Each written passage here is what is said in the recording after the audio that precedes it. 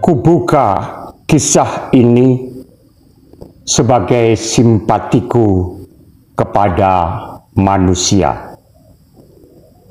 Oh, manusia, dari detik ke detik, langkah kau seret, tak juga kau temukan suara dari kemanusiaan.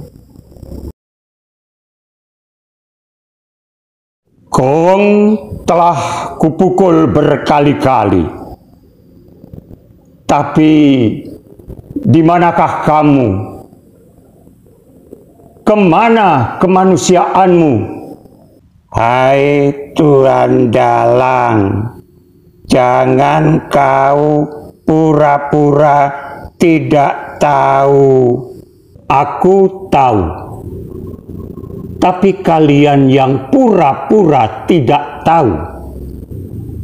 Kalian juga tidak mau menghargai ilmuku sebagai dalang. Tahukah engkau, cantrik-cantrikku 1000 orang, tak ada yang berani menuduhku bodoh. Kami tidak menuduh Tuan Dalang bodoh.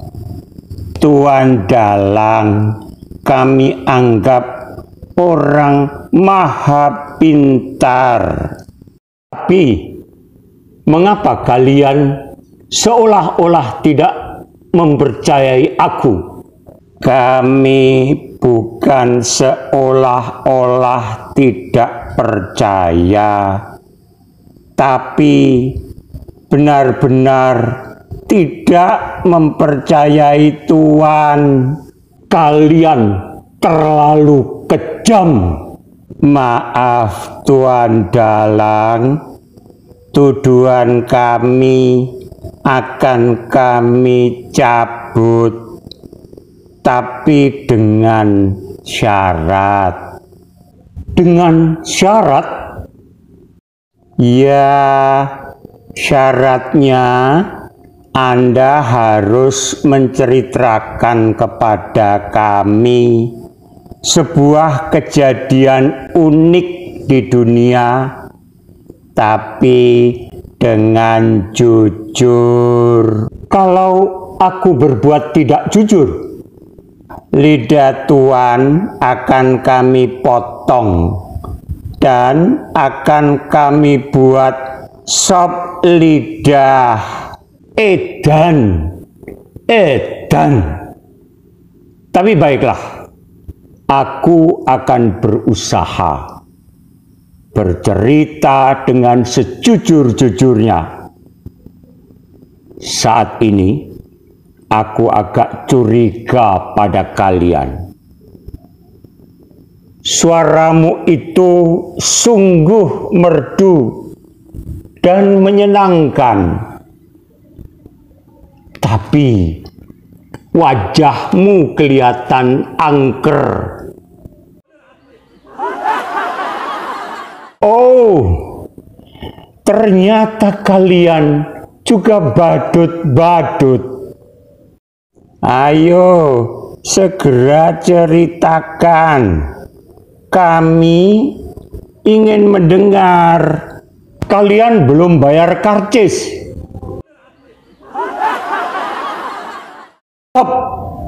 Stop. Berhentilah kalian tertawa. Mengapa? Bukankah ketawa itu sehat? Ya Tuan Dalang. Ya, tapi kalian akan lebih sehat bila mendengar puisi saya. Suasana dalam persidangan. Di suatu sidang pengadilan yang sesak pengap, Mat Grutu, seorang terdakwa, duduk gemetaran di kursi di depan meja hakim ketua dan anggota. Mukanya sembab kemerah-merahan akibat terkena pukulan.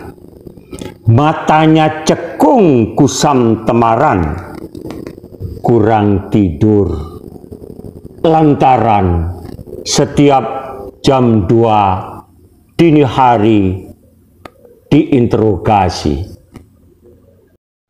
Pembelaan dengan sisiran klimis, kening mengkilap karena minyak rambut berlelehan, dul gepuk, hidung pesek, bibir tebal.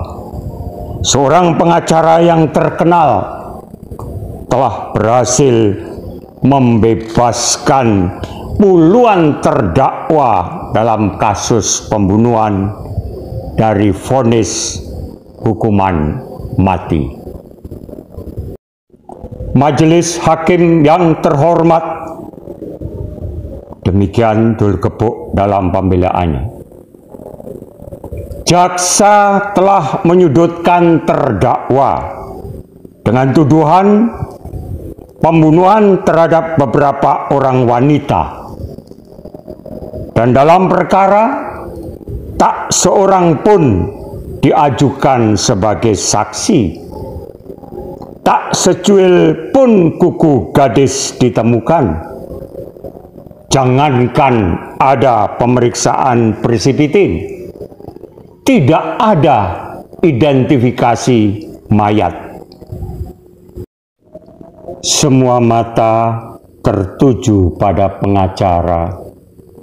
Mata orang, mata bajingan, mata pintu, mata jendela, mata kaca, mata keranjang, mata jelita, mata duitan, mata-mata. Kepengapan bergelut dengan kesunyian. Kesunyian yang tidak hakiki. Majelis hakim yang terhormat, dul gepuk menandaskan, tuduhan terhadap terdakwa dibangun atas dasar pembuktian yang tidak langsung. Beberapa patah kata yang samar-samar, sebuah sepatu belederu, dan sebuah kancing kecil. Dengan suara menggelebar, diacungkan tangan kanannya seolah orator di atas mimbar. Dul gepuk meyakinkan, mungkin saudara-saudara semua yakin akan kesalahan terdakwa. Dan jangan lupa untuk mengumpulkan sepatu dan kancing tidak dilarang. Tapi menurut hukum, terdakwa tidak bisa dijatuhi hukuman selama bukti-bukti tidak cukup meyakinkan dan sah atas kesalahan-kesalahannya. Dul gepuk berhenti seketika. Di matanya berbinar-binar tanya. Diarahkan pandangannya kepada para hakim, seorang demi seorang. Majelis hakim yang terhormat, sebenarnya saudara ini masih bimbang. Bimbang dalam memutus, namun saudara tidak menyadari. Tidak mungkin ada kebimbangan, tidak mungkin, tidak mungkin. Dan hakim ketua mengetuk meja dengan palu, memberi peringatan. Sementara dul gepuk melancarkan serangan.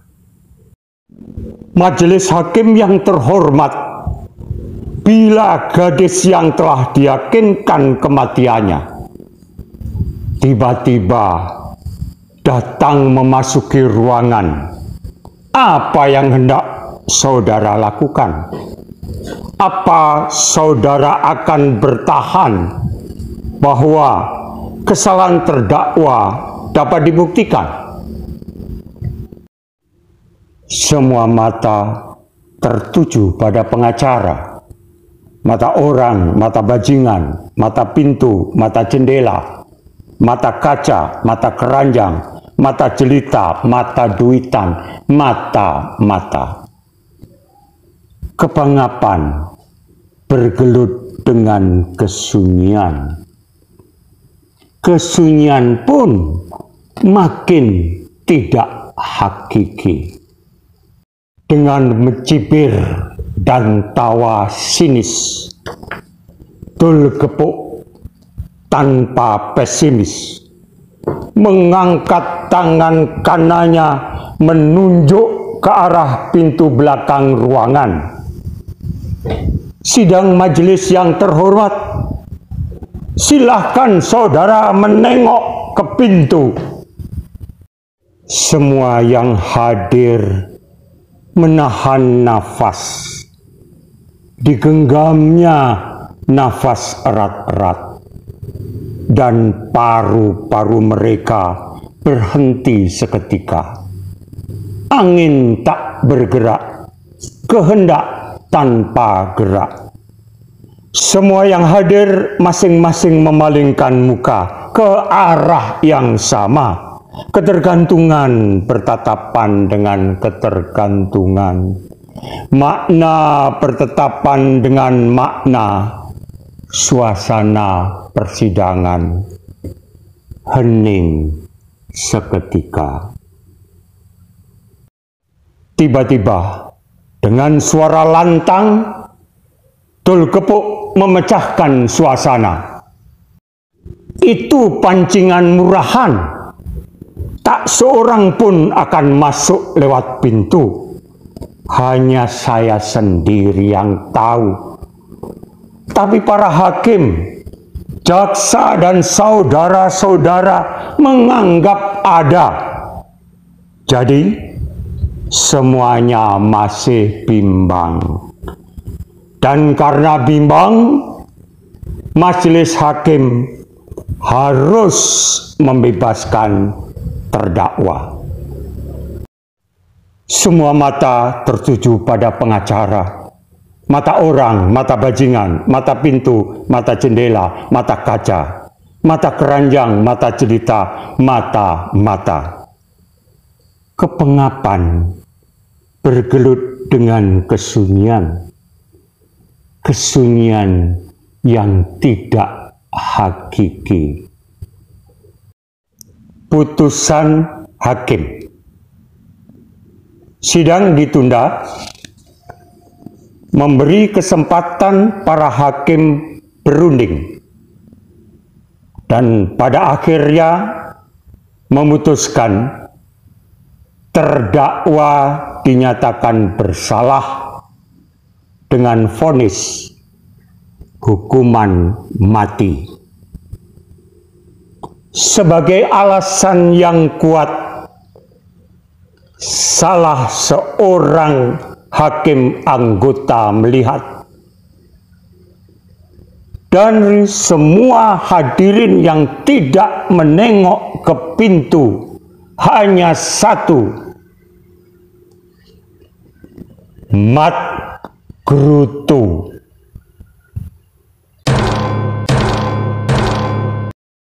Tuan Dalang, saya benar-benar marah. Lihat, mukaku merah. Pertanda aku benar-benar marah. Kau menyindirku. Dul Grutu yang kau ceritakan adalah aku sendiri. Aku tidak terima karena kisahku kau jadikan puisi. Aku akan menuntut ganti rugi. Maafkan aku. Tuan dalang, akulah dul gepuk itu. Aku akan menuntutmu. Aku bukan si pukrul bambu. Kau telah menghinaku. Maafkan aku. Aku tak ada maksud menghina dan menyakitimu. Tuan dalang, akulah hakim yang kau sebut tadi. Aku tak mau disebut hakim konyol. Maafkan aku. Aku tidak menuduh engkau konyol. Aku hanya menyebut engkau hakim do re mi fa sol. Maksudmu? Ada sedan Austin selundupan meluncur di atas jalan tol. Pusing kepalaku sekarang. Tapi kau harus bayar ganti rugi atas puisimu. Ya, kami sebagai pendengar juga minta ganti rugi. Tuhan telah menjanjikan, bila datang kebenaran, pasti hancur kebatilan.